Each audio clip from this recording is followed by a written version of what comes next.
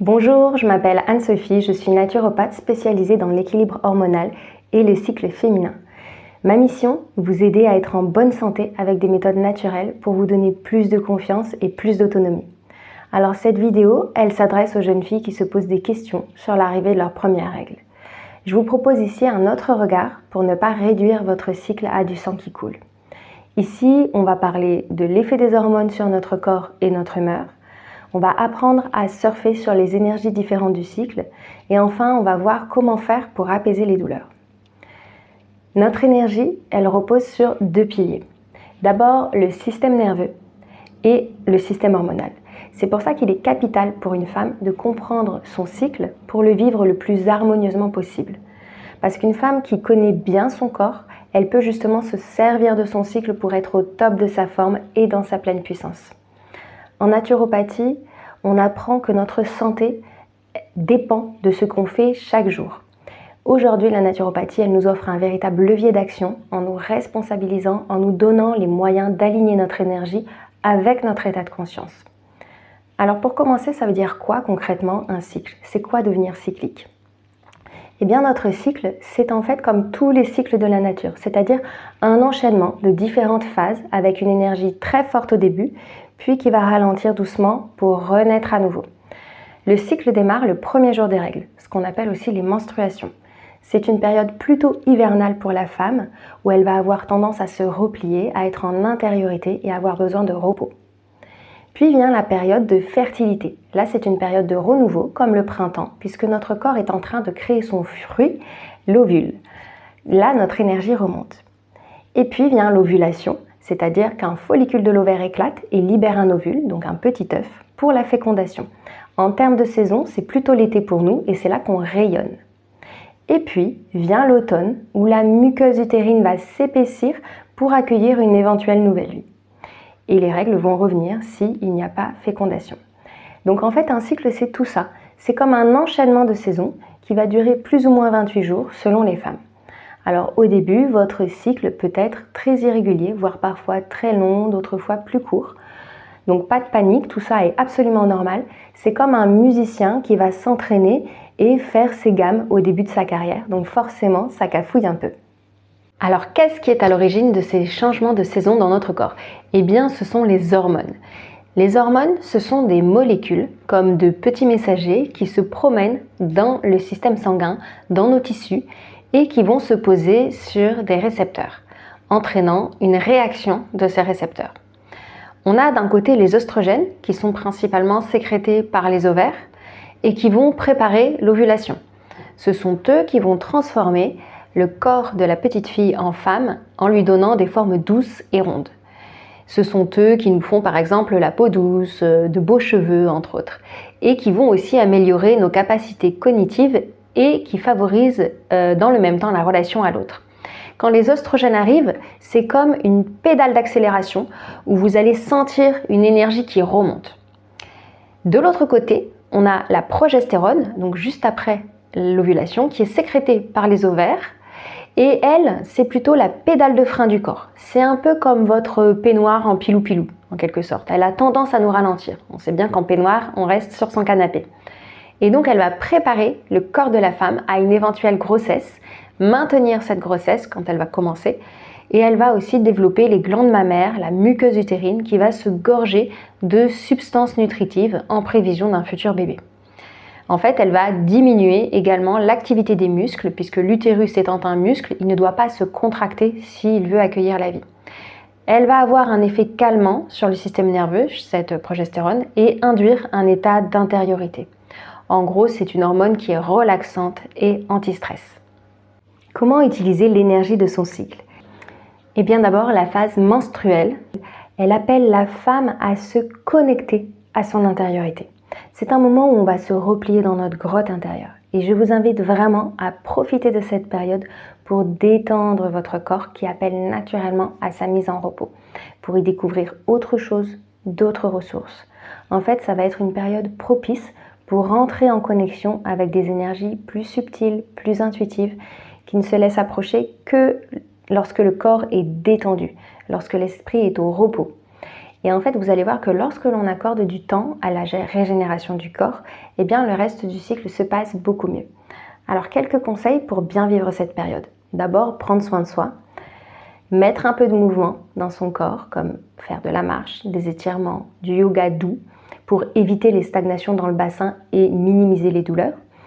Avoir une alimentation saine et reminéralisante, c'est-à-dire des fruits, des légumes bio de saison, des petits poissons, du beurre cru, du lait cru, de la soupe miso, du pollen frais, des dattes, des bananes, etc.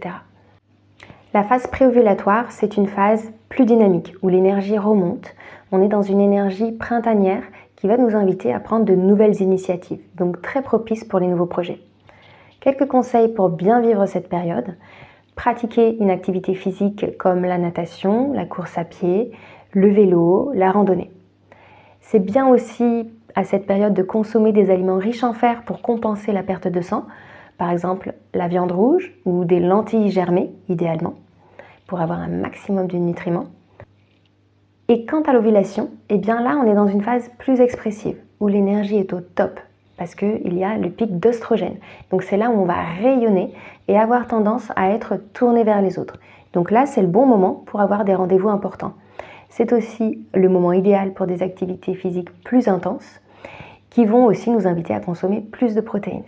Quant à la phase prémenstruelle, eh bien là, l'énergie retombe. On est dans une phase plus créative où les femmes ont plus d'intuition à ce moment-là. C'est la phase où on se prépare à l'arrivée des prochaines règles. Et on est aussi souvent plus irritable. On va observer les moindres défauts, les choses qui ne vont pas, bref, on va être critique. Donc là, on a besoin de davantage de repos. Et ça va être aussi intéressant de se supplémenter en magnésium. Donc vous l'aurez compris, le cycle de la vie passe à travers nous. Et plus on est en lien avec les énergies cycliques, moins on est stressé. Et notre cycle, c'est vraiment une succession de saisons. Et si on n'est pas en harmonie, eh bien, on va s'épuiser. Pourquoi certaines femmes souffrent et qu'est-ce qu'on peut faire pour limiter les douleurs? Alors déjà, pourquoi ça fait mal? Parce que l'utérus, c'est un muscle qui se contracte pour expulser bébé. Et les premières fois, il s'entraîne et c'est un peu comme quand on fait du sport après un long moment. On a des courbatures ou un peu quand on commence à marcher pieds nus au début de l'été sur les galets, ça peut faire mal. Mais ce n'est pas parce qu'on a mal à l'adolescence qu'on aura mal toute sa vie. En revanche, si les douleurs sont insupportables et qu'elles occasionnent des malaises, des vomissements, des règles hémorragiques, il faut vraiment aller consulter son médecin. En dehors de ces cas-là, quelques conseils pour diminuer les sensations de douleur. D'abord, boire de l'eau. Apporter une gourde au collège, au lycée, à la fac, bref. Pouvoir aller aux toilettes aussi si besoin, donc ne pas rester sans demander. Apporter de la chaleur à son ventre avec une bouillotte, boire de l'eau chaude comme une tisane de framboisier, avoir des vêtements couvrants et chauds, éviter le ventre à l'air même si c'est la mode, ou des vêtements trop serrés. Ensuite, diminuer le stress parce que l'hormone du stress, qui s'appelle le cortisol, est fabriquée à partir de la même molécule que la progestérone. Et trop de cortisol va impacter les niveaux de progestérone et donc déséquilibrer le cycle, pouvant entraîner des douleurs. Je ne rentre pas dans les détails, mais c'est ça l'idée. Et c'est pourquoi il est important de prévoir des temps de repos, donc ralentir votre rythme et par exemple se faire dispenser de sport, si vraiment c'est douloureux pour vous, mais sans pour autant rester trop sédentaire. Mettre un peu de mouvement, se lever, faire des petits mouvements pour le bassin, pour éviter la stagnation. Pensez aussi à des exercices de respiration ventrale. Ça, je vous montrerai dans des prochaines vidéos. Enfin, placer une bouillotte chaude sur son ventre, ça c'est assez classique. Masser son ventre avec une huile végétale comme de l'amande douce ou ce que vous avez sous la main et quelques gouttes d'huile essentielle de basilic tropical ou d'estragon. Enfin, avoir une alimentation la plus saine possible, c'est-à-dire anti-inflammatoire, éviter le sucre, faire les meilleurs choix à la cantine, consommer des crudités, des fruits, voilà, manger vraiment sainement. Vous supplémentez en magnésium sous la forme la plus assimilable, c'est-à-dire le bisglycinate par exemple. Et enfin, voir un ostéopathe s'il n'y a pas des petits soucis mécaniques à régler qui pourraient vous impacter en ce qui concerne la douleur. Alors, je vais vous partager quelques postures pour détendre le corps, mais avant, j'aimerais insister sur un point, la connexion au corps. Parce qu'aujourd'hui, le problème, quand on a ces règles, c'est qu'on devrait continuer à vivre de façon linéaire, c'est-à-dire avec un rythme trépidant, continuer d'aller à la piscine, de faire du sport, etc. Donc en totale déconnexion avec le corps. Or, faire l'expérience du cycle, eh bien, ça nous pousse à apprendre à ressentir ce qu'il y a à l'intérieur et donc à changer notre rapport au temps. Donc, l'intérêt ici, ça va être d'intégrer un temps fluctuant avec des zones d'accélération et des zones de ralentissement. Donc, intégrer aussi l'alternance de travail-repos, que ce soit équilibré en fait. Et non pas dire « Ah bah non, c'est bon, t'es fatigué, t'as mal au ventre, prends un médoc et t'y retournes ». Et c'est un peu malheureusement ce qui se passe aujourd'hui. Donc je vous invite à voir le ressenti de la douleur comme une invitation à plonger davantage en profondeur, à incarner ces énergies diverses. Et donc, aller au contact de la douleur en la localisant précisément. Suivre les vagues dans le corps. Donc ça sous-entend prendre le temps d'écouter son corps, parce qu'en fait le corps nous envoie des messages. Et on va aussi apprendre du coup à faire de même avec les émotions. On va apprendre à fermer les yeux, à se connecter avec son corps. Et on va voir que l'émotion va aller d'un organe à un autre. L'émotion va faire des vagues, des sensations, amener des couleurs, peut-être des images. Le but, ça va être de dialoguer avec elle. Donc d'abord, peut-être demander au corps si c'est OK d'établir un dialogue. Donc forcément, il peut y avoir un petit temps de réapprentissage. Donc s'autoriser à le faire avec amour, douceur, et demander au corps de quoi il a besoin. Et vous allez voir, la réponse, elle va être instantanée. Et là, il va falloir le mettre en application. Parce que quand on n'est pas ami de nos émotions, eh bien, on ne s'autorise pas à réaliser ce qu'on doit réaliser sur Terre. Et on subit sa vie. Là, c'est s'autoriser à vivre ses émotions pour s'offrir une vie avec plus d'opportunités et à prendre sa place. C'est ça l'intérêt en fait de se connecter à ses ressources intérieures. Ça nous permet de gagner en puissance.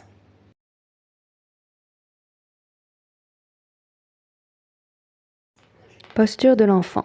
Mettez-vous à genoux sur votre tapis avec les fesses touchant vos talons. La distance entre vos genoux est plus ou moins celle de la largeur de vos hanches. Prenez une grande inspiration et glissez vos mains vers l'avant. Doucement, votre dos s'allonge vers l'avant et mécaniquement, votre fessier se positionne en arrière, au-dessus de vos talons. Le ventre doit se coller à vos cuisses. Le front touche le sol. Vos bras sont en arrière et entourent votre buste avec les coudes pointant vers le ciel. Les mains sont tendues, paumes vers le ciel. Posture du papillon. Asseyez-vous sur votre tapis de yoga. Votre colonne doit être droite et alignée avec votre nuque et le sommet du crâne. Une fois les jambes écartées, pliez les genoux doucement. Les deux pieds se joignent pour former les deux ailes du papillon. Les talons se rapprochent le plus possible du bassin, mais sans forcer. Écoutez votre corps. La posture doit vous détendre sans provoquer de douleur.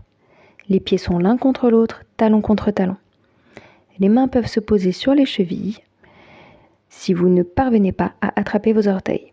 Le dos doit rester bien droit et bien aligné. Les épaules vont vers l'arrière, ouvrant ainsi la cage thoracique. Sur une longue inspiration, enfoncez vos genoux et vos cuisses vers le sol. Vous pouvez maintenant battre doucement des genoux sans forcer et sans chercher à être rapide. Peu à peu, gagnez en amplitude. Cessez les battements petit à petit. Inspirez longuement avant de vous allonger vers l'avant, la colonne toujours parfaitement alignée. Sur vos cuisses, appuyez vos coudes afin de rapprocher vos genoux le plus près possible du sol. La déesse du sommeil. S'allonger sur le dos et joindre ses plantes de pied en repliant ses jambes en losange. Tendre les bras, paumes vers le ciel et inspirez profondément en gonflant l'abdomen. Expirez doucement en rentrant le nombril vers la colonne. Et répétez cette respiration profonde plusieurs fois, lentement.